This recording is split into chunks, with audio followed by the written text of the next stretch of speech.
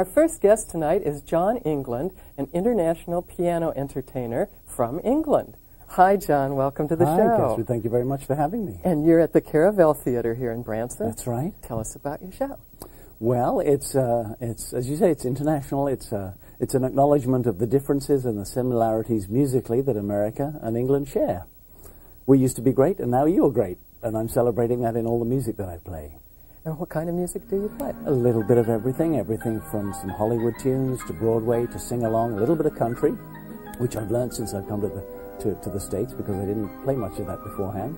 A little bit of song and dance. I play the guitar a little. And the unique thing about the show is that in the second half, I play as many of the requests that the audience ask for that I can possibly play.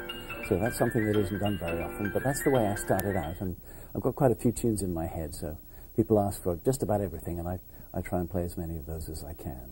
And you do this all by memory, don't you? That's right, yes. Well, I didn't learn the conventional route. I never took any lessons and can't read any music. So I have to do it from a memory. But you know millions of songs, probably. Well, quite a few. I don't know about millions, but quite a few, certainly, yeah. That's great. So how did you get to America?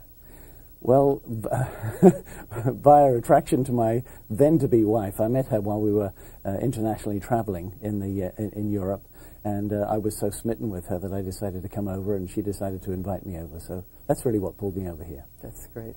And you have a family now? I do, yes. In fact, my wife just sent me, I'm missing them at the moment. They're at home in the Carolinas, but they're coming to Branson shortly. But she sent me a super picture of our baby daughter. She's just 2.5 now, and she just fills my thoughts from morning to night. Oh, I bet. When I'm not playing.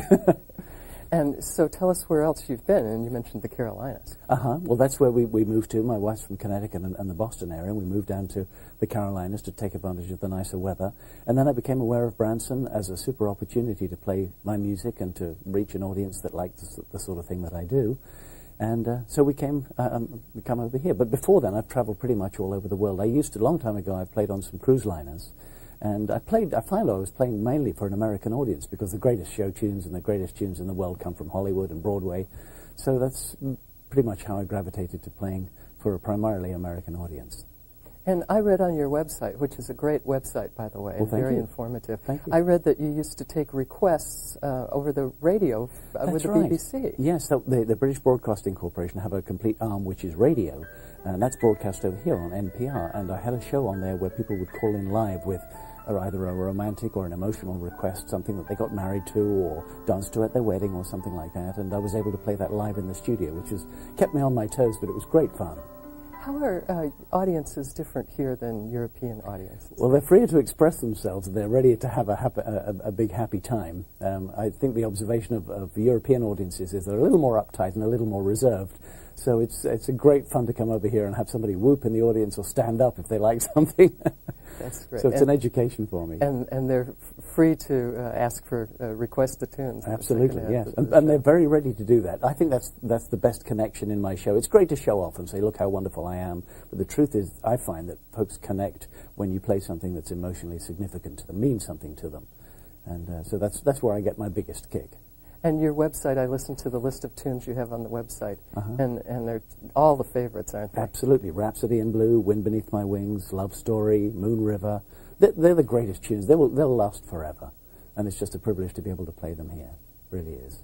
And you don't wear any sparkly outfits during your show, do No, you? absolutely. No, I'm just off to Walmart here with this one, but I shall get dressed down when I actually go. You've noticed, have you?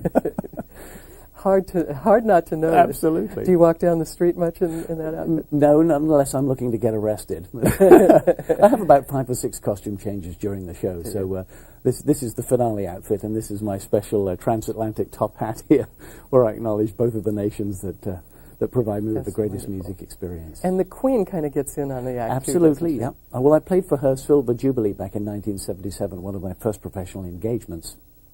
And she was kind enough to participate in the show that I brought to Branson. So there's a bit of a surprise waiting for people that come and see it. Yeah, that's great. Well, John, thank you so much for being with us tonight. Thank you very much. It's been a nice pleasure and a meet privilege. You. Thank you.